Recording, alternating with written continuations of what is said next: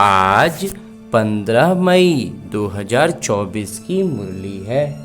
बाबा कह रहे, मीठे बच्चे, याद का आधार है प्यार।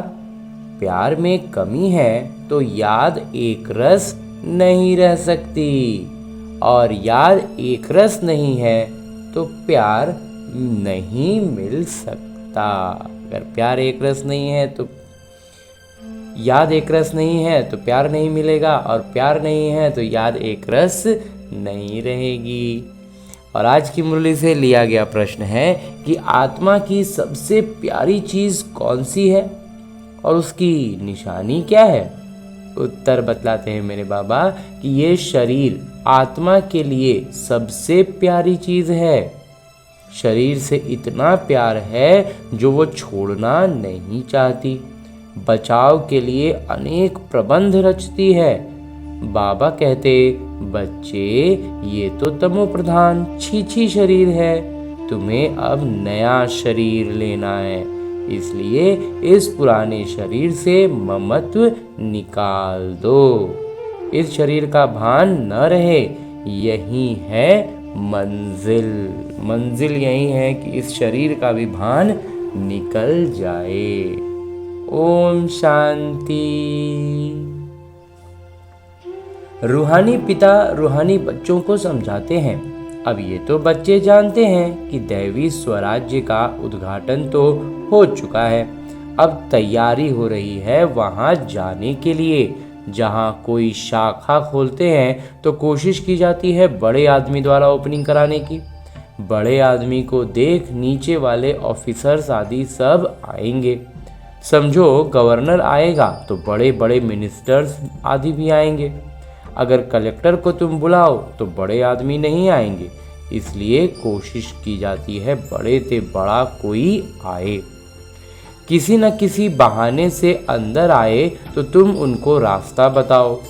बेहद के पिता से बेहद का वर्षा कैसे मिल रहा है, ऐसा कोई दूसरा मनुष्य नहीं जो जानता हो, तुम ब्राह्मणों के सिवाय। हम ब्राह्मणों के सिवाय और ये बात कोई नहीं जानता। ऐसे भी सीधा नहीं कहना है कि भगवान आए हैं। ऐसा भी बहुत कहते हैं कि भगवान आ गए हैं, परंतु नहीं, ऐसा अपने को भगवान कहलाने वाले तो ढेर आए हैं। ये तो समझाना है कि बेहद के पिता आकर बेहद का वर्षा दे रहे हैं। कल्प पहले मिसल नाटक की योजना अनुसार ये सारी लाइन लिखनी पड़े। मनुष्य लिखत पढ़ेंगे, फिर कोशिश करेंगे। जिनकी तकदीर में होगा वो कोशिश करेंगे। तुम बच्चों को मालूम है ना कि हम बेहद के पिता से बेहद का वर्षा ले रहे हैं।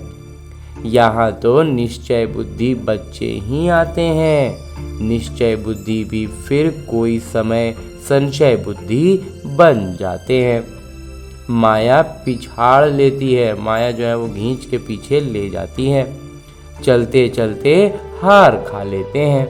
ऐसा तो लॉ भी नहीं है जो एक तरफ सदैव जीत हो। प्रकृति का नियम भी नहीं है कि कोई भी चीज़ एक तरफा सिर्फ चले। हार जीत दोनों होगा तो हार होवे ही नहीं, ऐसा नहीं हो सकता। तो हार और जीत दोनों चलती है।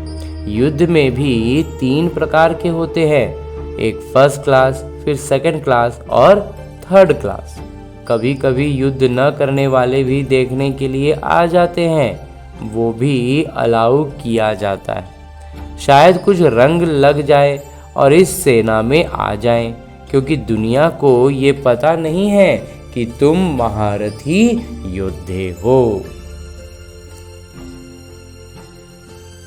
परंतु तुम्हारे हाथ में होशियार आदि तो कुछ भी नहीं है, हथियार आदि तो कुछ भी नहीं है। तुम्हारे हाथ में कोई भी हथियार तो है नहीं। तुम्हारे हाथ में हथियार आदि शोभेंगे भी नहीं। परंतु बाबा समझाते हैं ना, ज्ञान तलवार और ज्ञान कटारी। तो उन्होंने फिर स्थूल में समझ लिया है। तुम बच्चों को बाबा ज्ञान के अस्त्र शस्त्र देते हैं, इसमें हिंसा की बात ही नहीं। परंतु ये समझते नहीं। देवियों को स्थूल हथियार आदि दे दिए हैं उनको भी हिंसक बना दिया है। ये है बिल्कुल बेसमझी। बाबा अच्छी तरह जानते हैं कि कौन कौन फूल बनने वाले हैं। वो तो पिता खुद ही कहते हैं फूल आगे होने चाहिए। सर्टेन है ये फूल बनने वाले, ये निश्चित है कि ये फूल बनने वाले हैं। बाबा नाम नहीं लेते हैं, नहीं तो और कहेंगे हम कांटे बनेंगे क्या। अगर बाबा किसी का नाम ले लेंगे तो और लोगों को लगेगा कि हम बाकी लोग कांटे बनेंगे। इसलिए बाबा पूछते हैं नर से नारायण कौन बनेंगे, तो सब हाथ उठाते हैं। यूं तो खुद समझते हैं जो ज़्यादा सेवा करते हैं वो बाबा को भी याद करते हैं। बाबा से प्यार है तो याद भी उनकी रहेगी। एक रस तो कोई भी याद कर नहीं सकेंगे, याद नहीं कर सकते इसलिए प्यार नहीं। प्यारी चीज को तो बहुत याद किया जाता है। बच्चे प्यारे होते हैं तो माँ बाप गोदी में उठा लेते हैं। छोटे बच्चे भी फूल हैं। जैसे तुम बच्चों की दिल होती है शिव बाबा के पास जाएं, वैसे छोटे बच्चे भी खींचते हैं। झट बच्चों को उठाए गोद में बिठाएंगे, प्यार करेंगे। ये बेहद के पिता तो बहुत प्यारे हैं। सभी शुभ मनोकामनाएं पूरी कर देते हैं। मनुष्यों को क्या चाहिए? एक तो चाहते हैं तंदुरुस्ती अच्छी हो, स्वास्थ्य अच्छा हो, कभी बीमार ना हो। सबसे अच्छी है ये तंदुरुस्ती। आत्मिक तंदुरुस्ती आ गई, आत्मिक अवस्था में आ गए, फिर तो सब कुछ अच्छा होगा। तो तंदुरुस्ती अच्छी हो परंतु पैसे न हो तो वो तंदुरुस्ती भी क्या काम की। फिर चाहिए धन। पहले मांगेंगे स्वास्थ्य शरीर, फिर जो बोलेंगे कि ये है धन नहीं है, फिर धन चाहिए जिससे सुख मिले। बाबा कहते हैं तुमको स्वास्थ्य और समृद्धि दोनों ही मिलनी है जरूर। अगर आत्मिक अवस्था में आएंगे तो स्वास्थ्य भी मिलेगा और समृद्धि धन संपदा भी अपार मिलेगी। तो ये कोई नई बात नहीं है, ये तो बहुत बहुत पुरानी बात है। तुम जब जब मिलेंगे तो ऐसे ही कहेंगे। बाकी ऐसे नहीं कहेंगे कि क्या लाखों वर्ष हुए व पद्मों वर्ष हुए। नहीं, तुम जानते हो ये दुनिया नई कब होती, पुरानी कब होती है। हम आत्माएं नई दुनिया में फिर जाती हैं, फिर पुरानी में आती हैं। तुम्हारा नाम ही रखा है ऑल राउंडर, पूरा चक्र लगाने वाले हैं हम। तो बाबा ने समझाया है तुम ऑल राउंडर्स हो, पूरा चक्र लगाने वाले हो। तो किरदार निभाते निभाते अभी बहुत जन्मों के अंत में आकर पहुँचे हो।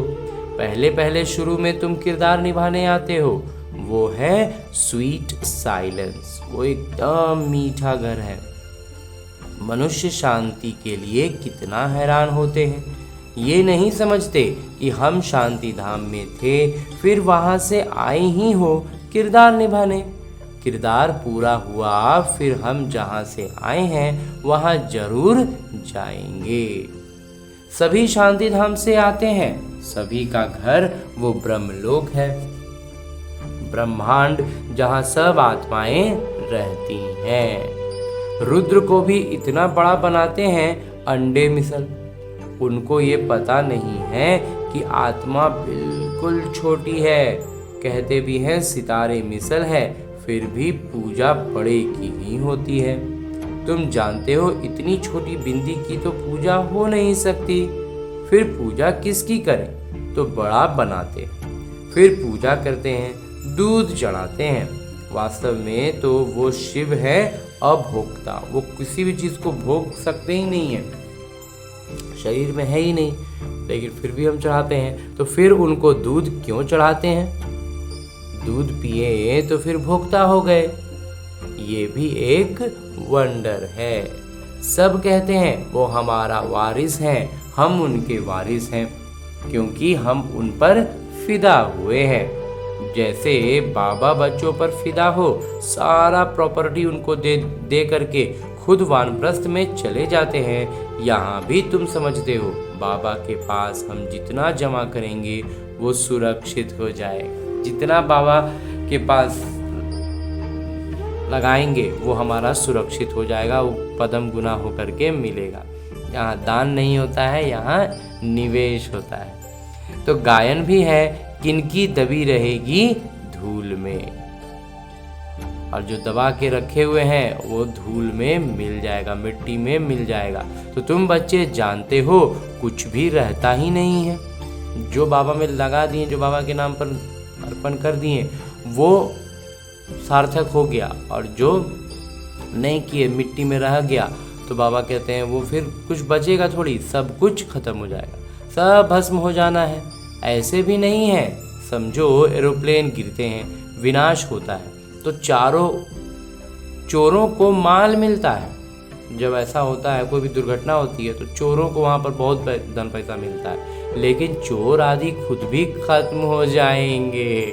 लेकिन जब ये विनाश का समय होगा तो फिर चोर भी थोड़ी बचेंगे, तो उस समय चोरी आदि भी बंद हो जाती है। नहीं तो एरोप्लेन गिरता है तो पहले पहले सब माल चोरों के हाथ में आता है, फिर वहाँ ही जंगलों में माल छिपा देते हैं, क्षण में काम कर लेते हैं, बहुत जल्दी काम कर लेते हैं। वो लोग जल्दी से आते हैं, पहले लूट खसोट के अपना रख लिए। अनेक प्रकार की चोरी के काम करते हैं, कोई रॉयल्टी से और कोई अनरॉयल्टी से, कोई रॉयल्टी से भी चोरी करते हैं। तुम जानते हो ये सब विनाश हो जाएंगे और तुम सारे विश्व के मालिक बन जाएंगे।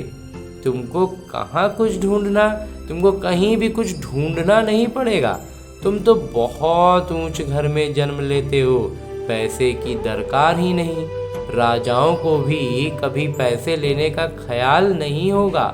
राजा भी राजा रहेंगे तो फिर वैसा नहीं है कि अभी के जैसा उनको कर वसूलने का, पैसा लेने का बहुत ज़्यादा चिंता रहेगा, उसके पीछे लगे रहेंगे। देवताओं को तो बिल्कुल ही नहीं रहता। बाबा तुमको इतना सब कुछ दे देते हैं जो कभी चोरी चकारी ईर्ष्या आदि की बात ही नहीं। तुम बिल्कुल फूल बन जाते हो। कांटे और फूल है ना, यहाँ सब कांटे ही कांटे हैं। जो विकार के सिवाय रह नहीं सकते तो उनको जरूर कांटा ही कहना पड़े। राजा से लेकर सब कांटे हैं। तब बाबा कहते हैं मैं तुमको इन लक्ष्मी नारायण जैसा बनाता हूँ, अर्थात राजाओं का भी राजा बनाता हूँ। ये कांटे फूलों के आगे जाकर माथा झुकाते हैं। ये लक्ष्मी नारायण तो समझदार है ना, ये भी बाबा ने समझाया है। सतयुग वालों को महाराजा, त्रेता वालों को राजा कहा जाता है। बड़े आदमी को कहेंगे महाराजा, छोटी आमदनी वाले को राजा कहेंगे। महाराजा के दरबार पहले होगी। मर्तबे तो होते हैं ना, ओहदा पद तो रहेगा ही, कुर्सियां भी नंबरवार मिलेंगी। समझो न आने वाला कोई आ जाता है तो भी पहले उनकी कुर्सी देंगे, इज्जत रखनी होती है। तो तुम जानते हो हमारी माला बनती है, ये भी तुम बच्चों की ही बुद्धि में है और किसी की बुद्धि में नहीं है। रुद्रमाला उठाकर फेरते रहते हैं। तुम भी फेरते थे ना, अनेक मंत्र जपते थे। बाबा कहते हैं ये भी भक्ति है। यहाँ तो एक को ही याद करना है। और बाबा खास कहते हैं मीठे मीठे रूहानी बच्चों, भक्ति मार्ग में देह अभिमान के कारण तुम सबको याद करते थे, अब मामी कम याद करो। एक पिता मिले हैं तो उठते बैठते बाबा को याद करो तो बहुत खुशी होगी। बाबा को याद करने से सारे विश्व की बादशाही मिलती है। जितना समय कम होता जाएगा उतनी जल्दी जल्दी याद करते रहेंगे, दिन प्रतिदिन कदम बढ़ाते रहेंगे। आत्मा कभी थकती नहीं है। शरीर से कोई पहाड़ आदि पर चढ़ेंगे तो थक जाएंगे। बाबा को याद करने में तुमको कोई थकावट नहीं होगी, खुशी में रहेंगे। बाबा को याद कर आगे चलते जाएंगे। आधा कल्प बच्चों ने मेहनत की है। शांति धाम में जाने के लिए परम उद्देश्य का कुछ भी पता नहीं है। तुम बच्चों को तो परिचय है, भक्ति मार्ग में जिसके लिए इतना सब कुछ किया, वो कहते हैं अब मुझे याद करो। तुम ख्याल करो बाबा ठीक कहते हैं या नहीं। वो तो समझते हैं पानी से ही पावन हो जाएंगे। पानी तो यहाँ भी है, क्या ये गंगा का पानी है? नहीं, ये तो बरसात का इकट्ठा किया हुआ पानी है, झरनों से आता ही रहता है। उनको गंगा का पानी नहीं कहेंगे, कभी बंद नहीं होता, ये भी कुदरत है। लेकिन झरने का पानी भी कभी बंद नहीं होता, ये भी तो कुदरत का ही है ना। बरसात बंद हो जाती है परंतु पानी आता ही रहता है। वैष्णव लोग हमेशा कुएं का पानी पीते हैं। एक तरफ समझते हैं ये पवित्र है, दूसरी तरफ फिर पतित से पावन बनने के लिए गंगा में स्नान करने जाते हैं। इसे तो अज्ञान ही कहेंगे। बरसात का पानी तो अच्छा ही होता है, ये भी नाटक की कुदरत कहा जाता है। खुदाई नेचुरल कुदरत, ये ईश्वर का, भगवान का, प्रकृति का बनाया हुआ ये सब कुछ बिल्कुल सरल सहज सी बात है। बीज कितना छोटा है, उनसे वृक्ष कितना बड़ा निकलता है, ये भी जानते हो। धरती कलराठी हो जाती है तो फिर उनमें ताकत नहीं रहती, स्वाद नहीं रहता है। तुम बच्चों को बाबा यहाँ ही सब अनुभव कराते हैं। स्वर्ग कैसा होगा अभी तो नहीं है, नाटक में ये भी नूंद है। बच्चों को साक्षात्कार होता है, वहाँ के फल आदि कैसे अच्छे मीठे होते हैं, तुम ध्यान में देख आकर सुनाते हो। फिर अभी जो साक्षात्कार करते हो वो वहाँ जब जाएंगे तब इन आँखों से देखेंगे, मुख से खाएंगे। जो भी साक्षात्कार करते हो वो सब इन आँखों से देखेंगे। फिर है पुरुषार्थ पर। स्वर्ग में पहुंचेंगे देख तो लेंगे, लेकिन फिर उसको पद अनुसार, पुरुषार्थ अनुसार पद मिलेगा। अगर पुरुषार्थ ही नहीं करेंगे तो क्या पद पाएंगे? तुम्हारा पुरुषार्थ अभी चल रहा है, तुम ऐसे बनेंगे। इस विनाश के बाद इन लक्ष्मी नारायण का राज्य होगा, ये भी अब मालूम पड़ा है। पावन बनने में ही समय लगता है, याद की यात्रा मुख्य है। देखा गया भाई बहन समझने से भी बाज नहीं आते हैं, बुरी आदत नहीं छोड़ते हैं। तो अब फिर कहते हैं भाई भाई समझो। बहन भाई समझने से भी दृष्टि नहीं फिरती, भाई भाई देखने से फिर शरीर ही नहीं रहता।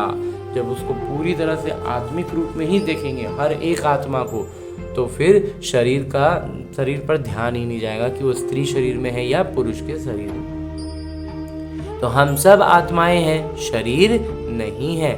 जो कुछ यहाँ देखने में आता है वो तो विनाश हो जाएगा। ये शरीर छोड़कर तुमको अशरीरी होकर जाना है। तुम यहाँ आते ही हो सीखने के लिए कि हम ये शरीर छोड़कर कैसे जाएं। मंजिल है ना। शरीर तो आत्मा को बहुत प्यारा है, शरीर न छूटे इसके लिए आत्मा कितने प्रबंध करती है, कहीं हमारा ये शरीर छूट न जाए। आत्मा का इस शरीर से बहुत बहुत प्यार है। बाबा कहते हैं ये तो पुराना शरीर है, तुम भी तमो प्रधान हो, तुम्हारी आत्मा छीछी है इसलिए दुखी बीमार हो पड़ते हैं। बाबा कहते हैं अभी शरीर से प्यार नहीं रखना है, ये तो पुराना शरीर है, अब तुमको नया करना है। और नया कैसे करना है? खरीद कर। बाबा कहते हैं कि ये तुमको अब नया खरीद करना है। कोई दुकान नहीं रखा है जहाँ से खरीदारी करनी है। बाबा कहते हैं मुझे याद करो तो पावन बन जाएंगे। पवित्रता के बल पर खरीदारी होगी, फिर शरीर भी तुमको पावन मिलेगा, 5 तत्व भी पावन बन जाएंगे। बाबा सब बातें समझाकर फिर कहते हैं मन मना भव। अच्छा, मीठे मीठे सिकिलदे बच्चों प्रति माता पिता बाबा का याद प्यार और आशीर्वाद। रूहानी बाबा की रूहानी बच्चों को नमस्ते। हम रूहानी बच्चों की ओर से रूहानी माता पिता को याद प्यार और प्रणाम। धन्यवाद बाबा, धन्यवाद। मुरली के लिए भी धन्यवाद और इस अनूठे अलौकिक ब्राह्मण जीवन के लिए भी बहुत बहुत बहुत धन्यवाद बाबा, बहुत धन्यवाद। आगे आज की मुरली से लिए गए वो प्रमुख बिंदु हैं जिन्हें हमें अपने ब्राह्मण जीवन में धारण करने हैं। उनमें सबसे पहला है कि शिव बाबा के हम वारिस हैं और वो हमारे वारिस हैं। इस निश्चय से बाबा पर पूरा फिदा होना है। जितना बाबा के पास जमा करेंगे उतना सुरक्षित हो जाएगा। कहा जाता है किनकी दबी रहेगी धूल में, किनकी राजा खाए। और अगला बिंदु है कि कांटे से फूल अभी ही बनना है। एक रस याद और सेवा से बाबा के प्यार का अधिकारी बनना है। दिन प्रतिदिन याद में कदम आगे बढ़ाते रहना है, नहीं तो माया लगातार पीछे खींचने के लिए खड़ी है। और आगे मेरे बाबा वरदान दे रहे हैं। वरदान देते हुए मेरे बाबा कहते हैं, अपने पुरुषार्थ की विधि में स्वयं की प्रगति का अनुभव करने वाले सफलता के सितारे भव। अपने पुरुषार्थ की विधि में स्वयं की प्रगति का अनुभव करने वाले, अपने ही अनुभूतियों से स्वयं की आगे की प्रगति करने में बहुत ज़्यादा सफलता मिलती है और बाबा हमें उस सफलता का सितारा बनने के लिए कह रहे हैं। तो जो अपने पुरुषार्थ की विधि में स्वयं की प्रगति व सफलता का अनुभव करते हैं वही सफलता के सितारे हैं। उनके संकल्प में स्वयं के पुरुषार्थ प्रति भी कभी पता नहीं होगा या नहीं होगा, ये बातें नहीं आई। उनके जो सफलता के सितारे रहेंगे ना, उनके संकल्प में भी स्वयं के पुरुषार्थ प्रति भी कभी भी ये नहीं आएगा कि पता नहीं होगा या नहीं होगा, कर सकेंगे या नहीं कर सकेंगे। ये असफलता का अंश मात्र भी नहीं होगा। स्वयं प्रति सफलता अधिकार के रूप में अनुभव करेंगे। उन्हें सहज और स्वतः सफलता मिलती रहती है। और अंत में स्लोगन है, मुरली का उपदेश है कि सुख स्वरूप बनकर सुख दो तो पुरुषार्थ में दुआएं जुड़ जाएंगी। हमारा पुरुषार्थ में जब दुआएं जुड़ जाएंगी, कब? जब हम सुख स्वरूप बनकर सबको सुख देंगे।